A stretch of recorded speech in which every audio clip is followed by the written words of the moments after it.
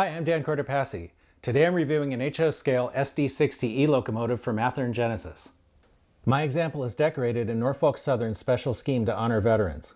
Athearn also offers this model in other NS schemes. They previously released Unit 911 dedicated to first responders. Athearn offers this model in two versions. The MSRP for the DCC Ready version is $249.98. The MSRP for the one with DCC and Tsunami 2 sound is $339.98. Mine is the version with sound.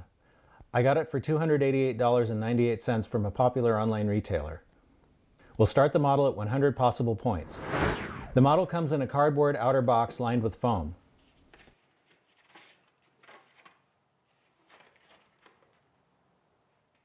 Inside, a two-piece plastic cradle protects the model.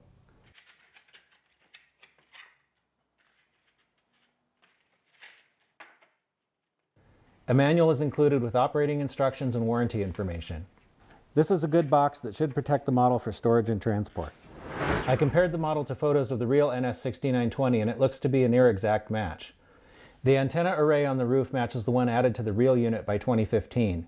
In photos from 2013, the unit did not yet have the PTC array installed. NS created the SD60E by rebuilding older SD60 locomotives. The most obvious spotting feature is the custom cab design. I had a chance to get video of the first responder unit during a trip to Indiana in 2017.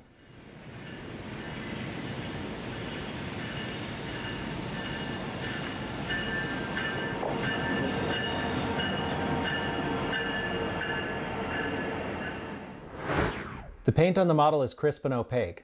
I could only find a few barely noticeable voids in the striping around the panel seams and hinge detail. The markings are crisp and most of the tiny writing on warning labels is legible with magnification. The paint that makes up the white and red stripes is thick to the point where it starts to soften some of the detail, but it's not too bad. The cab has a detail interior, as well as photo-etched sunshades, flush-mounted window glazing, and delicately rendered wind deflectors. The radiator grills in back are nicely done. There's a lot of good detail on this model, including a delicate brake wheel on the fireman's side. Most of the plastic handrail stanchions are straight up and down, which is great. The model has separately applied windshield wipers and grab irons. The pilot has a plow, uncoupling levers, an MU cable, and hoses. The nose door looks to be a separate part. In back, the model has more freestanding grab irons and good pilot detail, including spare coupler knuckles. On top, the cab has a nicely done PTC array. SD60Es are kind of like a prototype kit bash. I love the GP9 style fan in front of the exhaust stack. It has a photo-etched grille and separate blades inside. In back, the fans also have see-through grills and separate blades. Athearn has done a good job with unit-specific detail. Note the different horns on 6920 and 911. There's enough detail under the sills to look good when the model is on the track. The trucks are the tried-and-true Athearn design used on the old blue box models with internal axle bearings and cosmetic plastic side frames. All of the wheels pick up current and all the axles are powered. The engine is equipped with McHenry plastic knuckle couplers. The coupler in front is slightly low, so I'm taking 5 points. The coupler in the rear is close enough that I'm calling it good. All the wheels are in gauge according to the NMRA standards gauge. There's no significant body wobble. The engine weighs 19.2 ounces. I was able to consistently measure a peak 4.4 ounces of drawbar pull on my force gauge. A lot of HO diesels pull around 2.5 ounces, so this is a strong engine. The model is equipped with LED lighting. As it's set up from the factory, F0 turns on the headlights. They light up in the direction of travel. F5 turns on the ditch lights, which are also directional. F6 operates the number boards.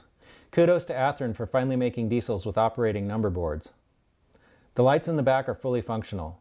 Just like the real thing, this locomotive is equipped to lead trains running backwards or forwards. I'm running the model on DCC. I haven't changed any of the factory settings on the decoder. F1 rings the bell. F2 is a long toot on the horn and F3 is a short toot. F8 mutes the sound.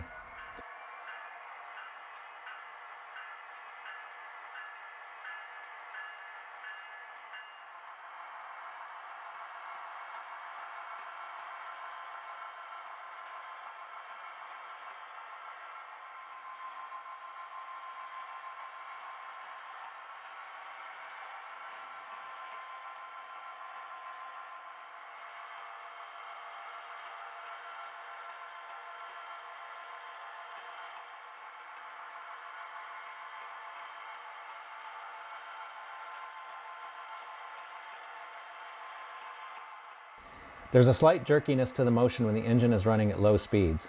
This is something I disliked in the old Tsunami.